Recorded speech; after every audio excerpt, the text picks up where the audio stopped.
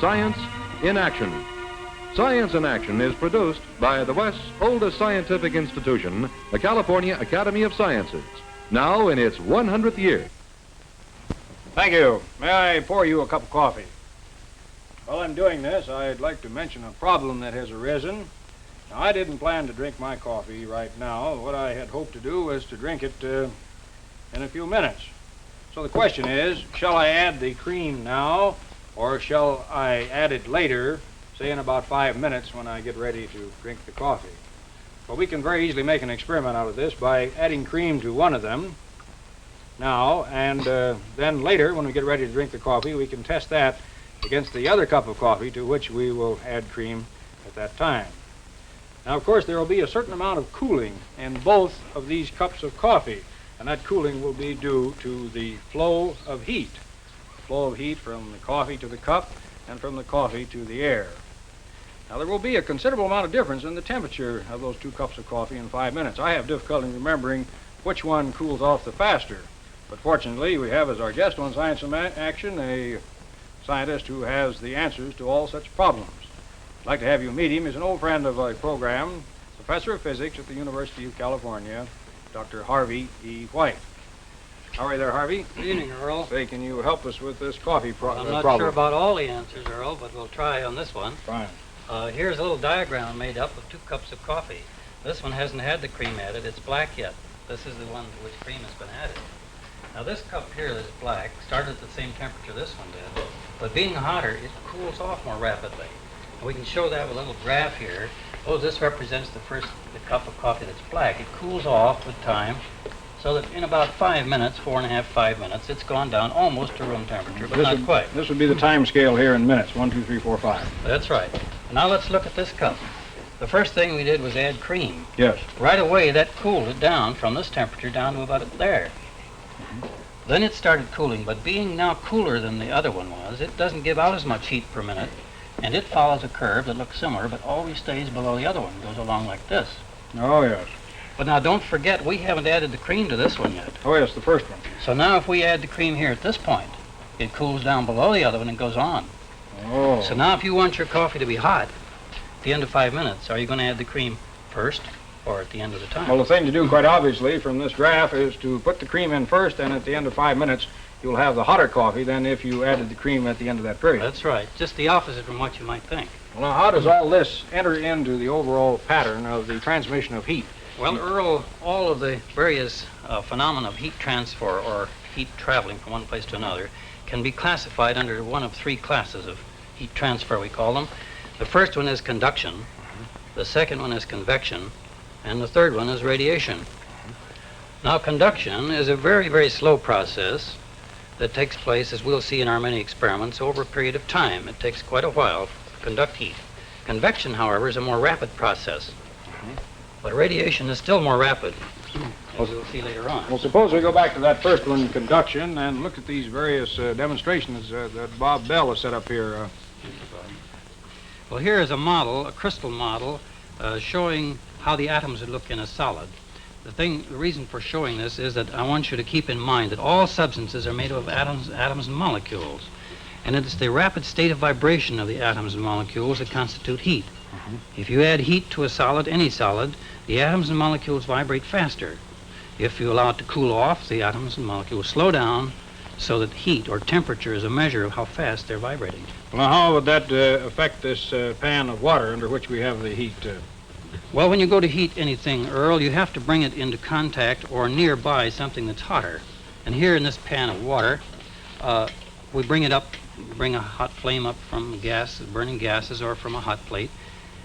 And the molecules of that hot object hit the molecules of the bottom of the pan and set them vibrating faster. They in turn hit others, and this atomic motion is conducted through the metal to the other side where it heats the water up. Now then, on our chart that we have here, we would have the flame at this point, and then we would have the flame transferring the heat to the bottom of the container, and then from that, by means of this same atomic motion, into the center where the water is. That's right. It's passing on of the atomic motion from molecule to molecule. Well, this next demonstration that you have here is one that is really quite interesting. Now, let's see. First of all, you have a heat container here, and you have a certain amount of steam that's passing over through here and down here, and then what are these various rods that you Well, have? this is to show, Earl, that some metals, some substances are good conductors of heat and others are poor conductors of heat. I see. Here are 6 metal rods, all the same length, all the same diameter, but they're made of different metals. This first one here is copper, then aluminum, and here's brass and German silver, tin, and lead.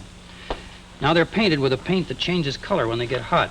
Although they're all heated to the same temperature down here at the bottom, you see this one has changed color all the way up already. It's been going about 5 minutes, and it is a good conductor, copper.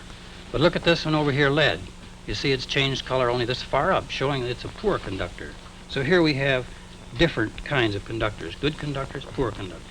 And all metals then will have this sort of a characteristic. In other words, it will either be poor or good as far as Well, conducting some is in concerned. between. There are some semiconductors, we might call them. Now, how about this cork experiment here? That is certainly a very ingenious Well, one. this is another experiment in conduction, Earl. Here, I'm going to put a few drops of water in this little aluminum tube.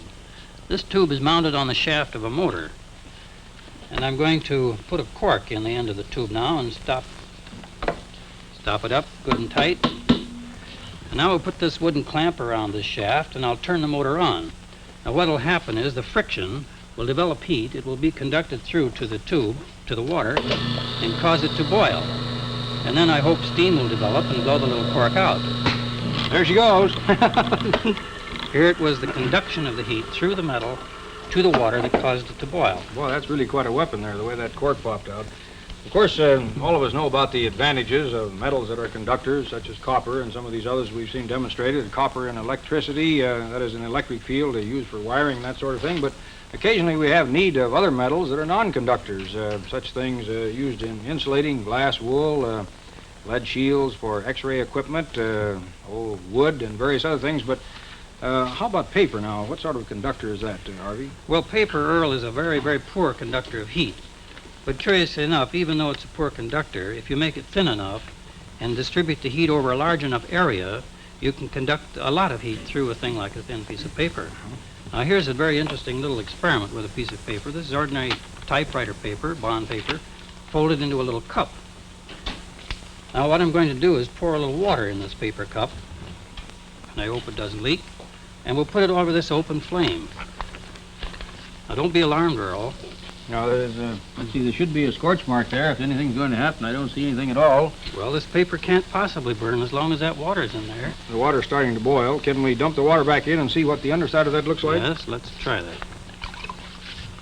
See, the paper's not scorched at all. Not a thing there. Well, now, suppose that you had a thicker piece of material in the bottom of this. Would that make any difference? In other words, the Well, heat would have to travel further through the material.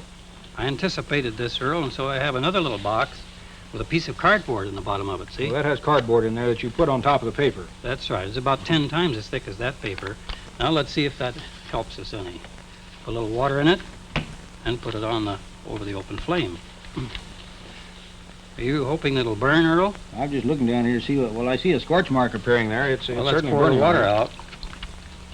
There's a scorch? There's a scorch mark already. In other words, then the thinner the paper is, the more difficult it is for it to burn because the heat will be transferred through. Yeah. And yet the heavier paper here, the heat wasn't able to go through as readily. That's right. Let's put this back on here and let it go a while.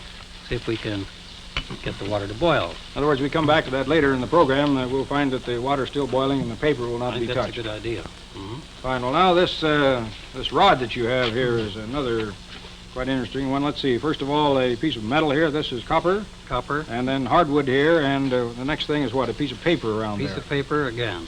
Copper, remember, is a good conductor. The wood is a poor conductor. Now I'll put the paper around it too and hold it tight against them and try to burn the paper.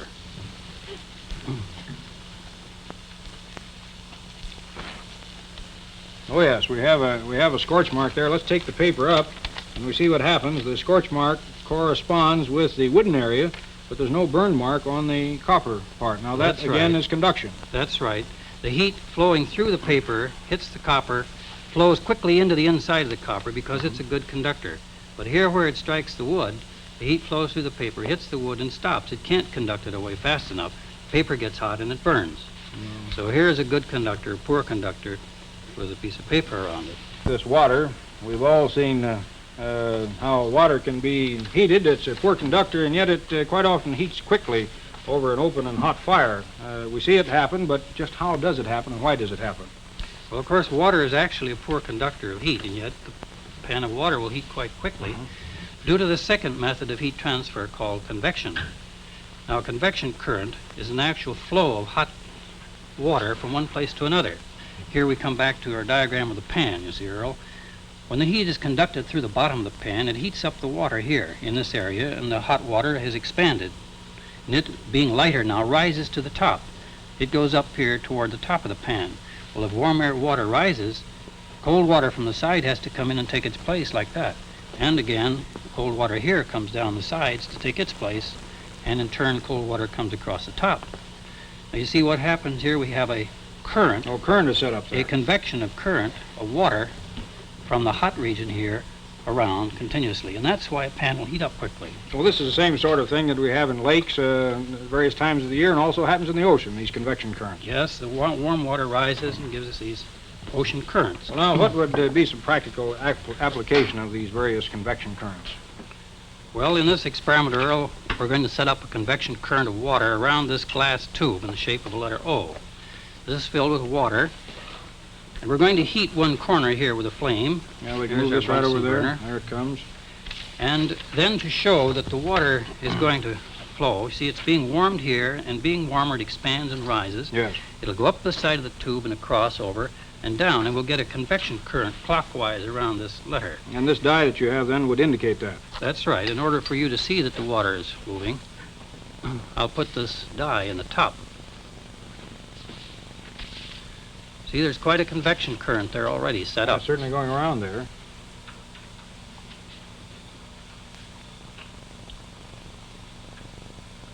You see that all right? In other words, a poor conductor such as water can be rapidly heated due to this convection current which is set up. Yes. Now, there are practical values to which this can be put, Earl. Many houses and buildings are heated by a convection water current. They're in the basement of the building. There may be a furnace that heats a tank of water. The water rises through a pipe and flows through the various rooms of the house and back again where it's heated again. We have a convection current of hot water. Well, incidentally, the radiators, of course, are the just extensions of the pipes. What they do is to give a larger heating surface so that the house or the room will heat up much more quickly. That's right. And of course, we have another kind of convection current in the house, too. Around that radiator, there's air. And this air is warmed, and as it warmed, it expands and it rises. And then the cold air comes in along the floor, and we get the same kind of a convection current we had here, only in this case it's the air going around the room. So two convection currents are involved in such a heating system. Yes, well, it's certainly obvious that the hot air heating system is very similar to the hot water heating system. In other words, these systems in houses, generally down in the basement, there is a furnace, or sometimes the furnace will be on the main floor, but always there is a duct that comes from that furnace, and it goes in usually at the floor line, somewhere around the baseboard. And then from there, the hot air comes in, and it rises up one side of the room, travels across the ceiling, and down the other side, across the floor, to return to the furnace by another opening in the floor or the baseboard.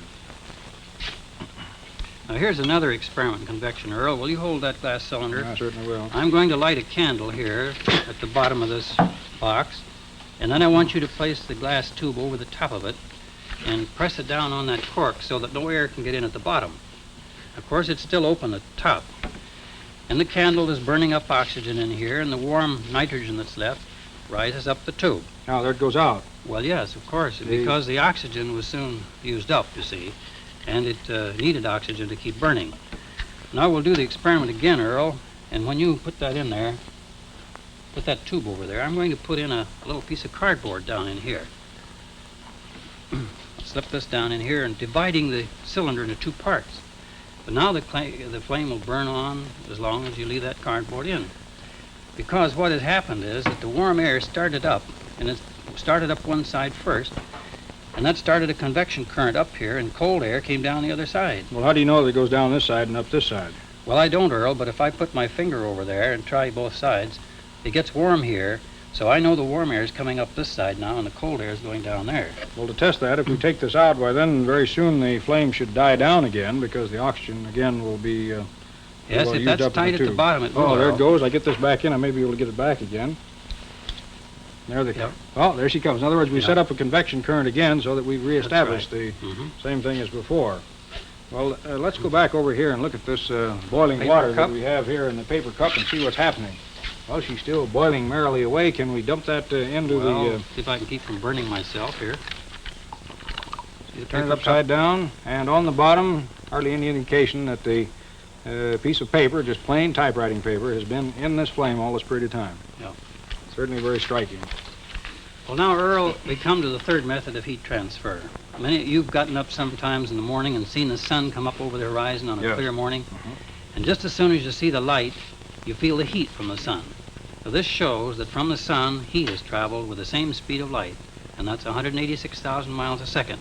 So when I said radiation is fast, I meant fast. It travels with this enormous speed. Now, this that you have over here, then, is a heat measuring device. Yes, this is a thermal pile, Earl. There's a little metal horn, or reflector, and in the back of this horn are a lot of little wires. Now, these wires are arranged so that when heat falls on them, they develop an electric current, tiny electric current. And that current, through these wires, goes to a meter here, which we project on this screen. Oh, yes. And you see the pointer of this meter here? It moves when I turn this horn. It's a detector of heat. Now, if I point it at the floor, you see it shows in the center reading a reading of 0. Yes. Now, if I point it toward your face, see the needle go over the right? Is that my face that's doing that? Well, that's because your face is warmer than the, Oh, I than the see. floor. Now, if I point it at the wall back here, it goes back toward 0 again. Oh, Point yes. it at my face, it goes up. Back at the floor. Now, in my hand, it goes up again. Anything that's warm is indicated by the movement of the pointer. Well, that's certainly a very accurate method of measuring heat. Coming back to something that we've known for many years, a heating device, radiant heat, the old-fashioned fireplace. Of course, down at the bottom here is the where the fire would be, and then we have a chimney that comes up here. The important thing about the fireplace is, again, convection currents. Most of the heat comes up here, and by radiant heat, or reflected heat, we get the heat coming out into the room by means of such things as fire bricks in the back of the fireplace. That's right, Earl. And of course, the radiant heat is what heats up the room. All of the convection currents are up the chimney, and that's fortunate because in that warm air is a lot of carbon monoxide with poisonous gases, and it's a good thing they do go out the chimney. When you face a fireplace and the fire is burning brightly, you'll feel it on your face, and if you turn your back to it, you'll see that the heat is cut off from your face.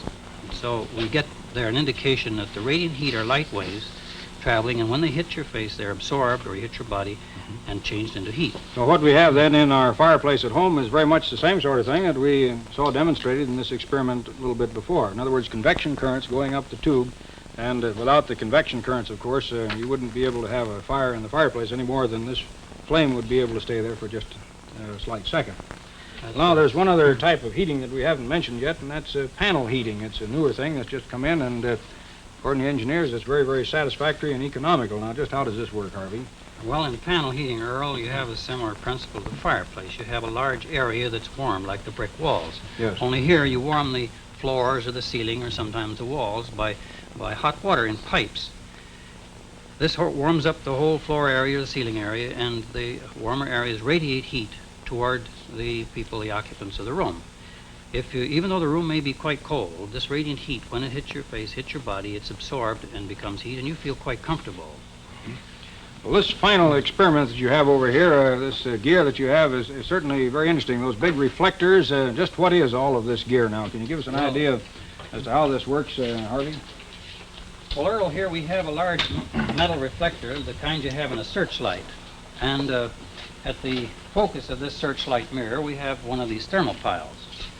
Now, way over across the room... Way down the other end of the laboratory, about 30 or 40 feet down there, isn't it? Yes. You'll find another mirror down there. It's just like the one we have here. And Bob Bell has a candle flame ready to put in this mirror. Now, when he puts the candle flame at the center focus of this mirror, it acts like a searchlight. It reflects the heat rays as well as the light. And we have a beam of heat rays and light coming across to this one. Here they're again reflected and come into the thermopile. Oh, yes, now we'll see it on the galvanometer there. And we'll see it on the little pointer of the galvanometer as it moves. Now, Bob, if you'll put the candle flame in, we'll watch the pointer. See it move over, Earl? There it goes over. That shows it's receiving heat here. Now, will you take the candle flame away, Bob? See it come back again? Coming back once more. Can we do that another time? Over it goes. Now take the candle out, Bob. See the pointer come back again. Well, just how far could you separate these reflectors now and still get that sort of a reaction on this meter? Well, Earl, we could put that candle flame 100 feet, a mile, 2 miles, 5 miles, even 50 miles away if it was a clear day, and we could pick up the heat from it and bring it over here and receive it. As a matter of fact, astronomers use thermopiles to detect the heat radiation from stars, believe it or not, millions of miles away. And then they mount equipment, something like this, in their telescopes and are then able to get a reading. Yes, they reflect the light or through their refractor, bring the light to a focus from a star on a little thermopile and record the current from it and measure the heat radiated by a star millions of miles away. Mm-hmm. Well, this is certainly one of the most accurate pieces of measuring equipment that I've ever seen. And looking back over these demonstrations that you brought to the laboratory, it seems to me that it boils down, again, to these three basic issues. First of all, conduction, secondly, convection, and third, radiation. And no matter where we turn in our everyday lives, we're going to come up against these factors that have to do with heat. That's right. Well, I want to thank you again for coming to Science in Action to bring these wonderful experiments, and I see your assistant, Bob Bell, is still wrestling with a mirror down there. Thanks also to Bob for helping with these demonstrations. It's been a pleasure, Earl. Now, I'll be back in just a moment with the animal of the week.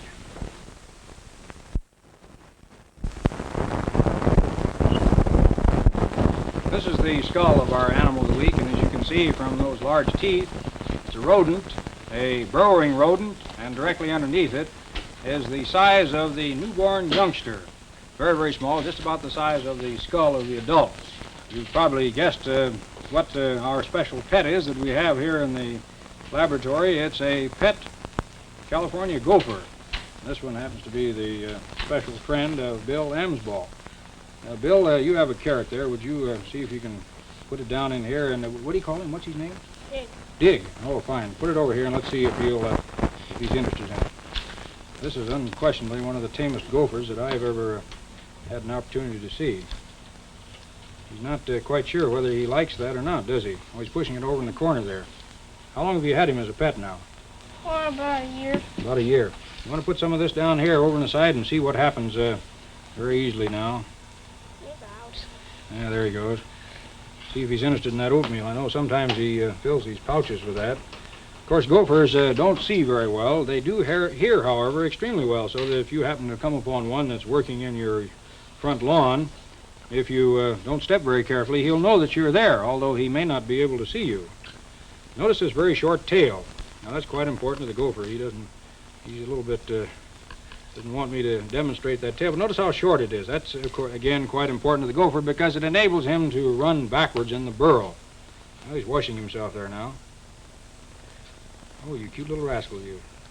You know, gophers make wonderful pets, although when we find them in our lawn, why, we usually want to get rid of them. Now, not all gophers have the appearance of this fellow. I'd like to show you some other color patterns. These are study skins. This is a Milano. This is a desert form here. You can see the difference. And here's an albino. Now, in the eastern United States, they have a gopher that is somewhat different from our western one. Here are the two types, and the main difference is in the size of the front feet. Notice the size of this big foot. This is the eastern gopher, the smaller size of the foot of the western gopher. Principal differences between the eastern and the western gophers. Well, let's see what our fellow Dig is doing here again. Seems to be quite interested in this. How often do you feed him, Bill? Oh, about twice a week or so. Twice a week. Well, he's really a good pet, and this is his normal cage that you keep him in. Well, I hope you'll keep us advised as to how Dig does in the future, and thanks very much for bringing him to Science in Action. Now, here's a type of equipment that we'll have an opportunity to examine a little bit more closely on our next program when we look at our radar defense system. Our special guest on the program at that time will be Brigadier General Andrew of the U.S. Air Force. We hope you'll plan to be with us then. Thanks a lot. You have just seen another in the fascinating television series, Science in Action. Science in Action is produced by the California Academy of Sciences under the supervision of Dr. Robert C. Miller.